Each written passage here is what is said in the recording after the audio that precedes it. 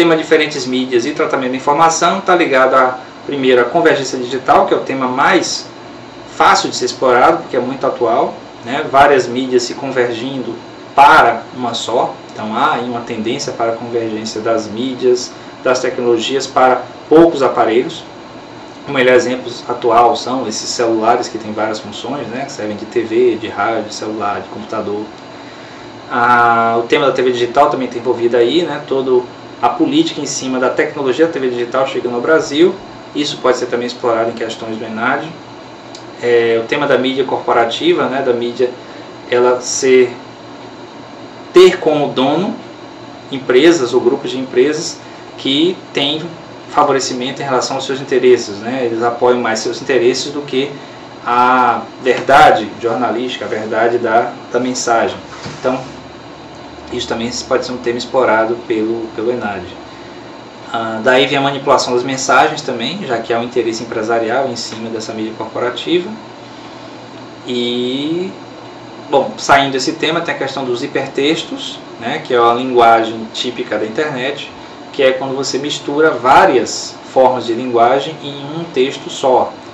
O nome texto pode lembrar apenas texto escrito, mas pode estar relacionado também com a multiplicidade de linguagens de mídias que pode ser incorporadas numa mesma mídia, como por exemplo um texto escrito que tem links para vídeos ou para músicas ou para áudios ou para outros textos ou para jogos. Então há uma grande variedade de possibilidades dos hipertextos. E também relacionado a isso tem a mídia colaborativa, que é todo tipo de mídia que é montada para as pessoas. Um exemplo é o caso aqui nosso do YouTube, que você tem uma mídia, um tipo de mídia, que o conteúdo dela é feito pelas pessoas que são os consumidores da própria mídia. Então é uma mídia colaborativa. Outro exemplo é o Wikipedia também, já famoso, pelo fato dos usuários serem aqueles que produzem os conteúdos presentes lá. Então eles mesmos é que fazem, nós mesmos é que fazemos a verificação desses conteúdos e continuamos a produzir novos conteúdos.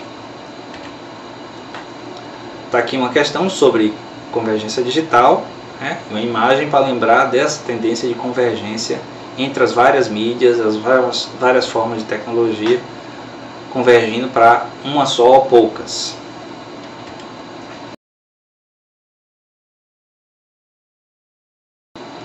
Vamos falar agora dos mapas geopolíticos e socioeconômicos, né?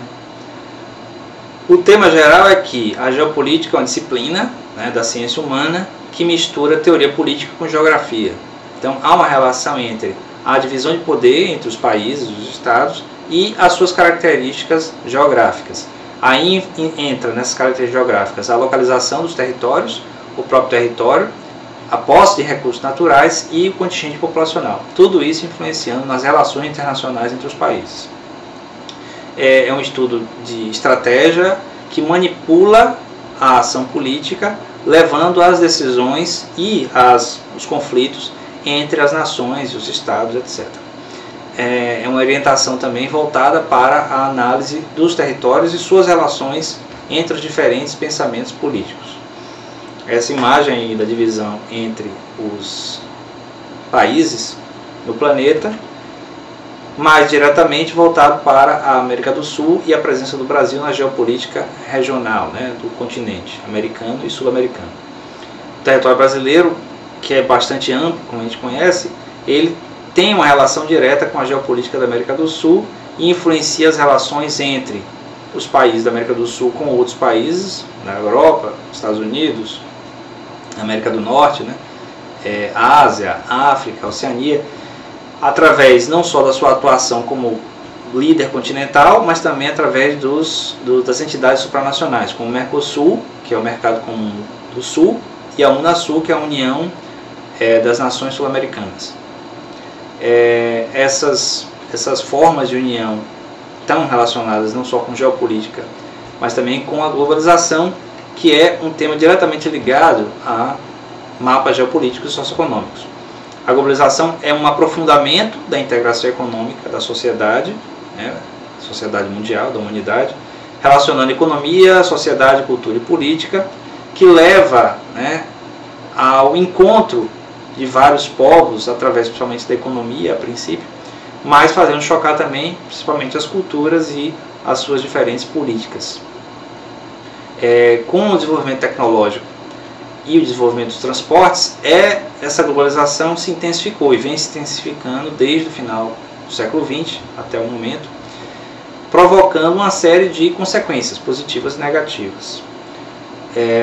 Um fenômeno gerado pela própria dinâmica do capitalismo, né? O capitalismo ele exige expansão de mercado, então por causa disso a globalização é um processo natural do próprio capitalismo.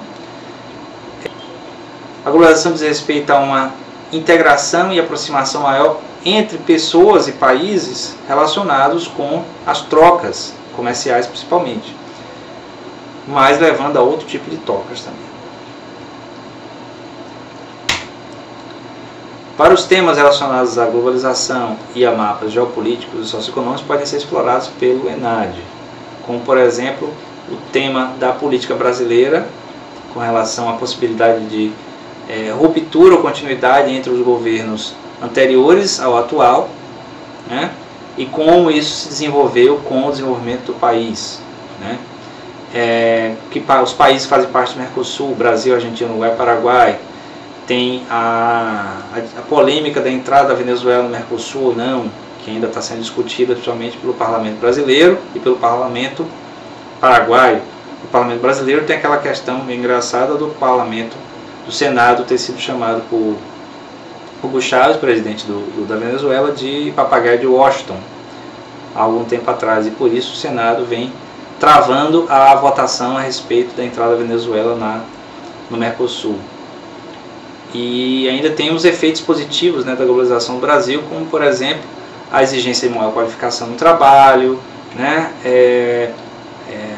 um certo barateamento de produtos importados, pelo menos a princípio, mas principalmente um maior acesso a produtos importados, já que aumentou a competitividade econômica do país, né, e das empresas do país que foram forçadas a melhorar, a se qualificar mais para competir com as empresas estrangeiras. E tem os efeitos negativos também, que são o desemprego, né, gerado pela falta de qualificação, pelas questões estruturais, né, pela própria competitividade dos mercados. Então tudo isso aí causa questões negativas também.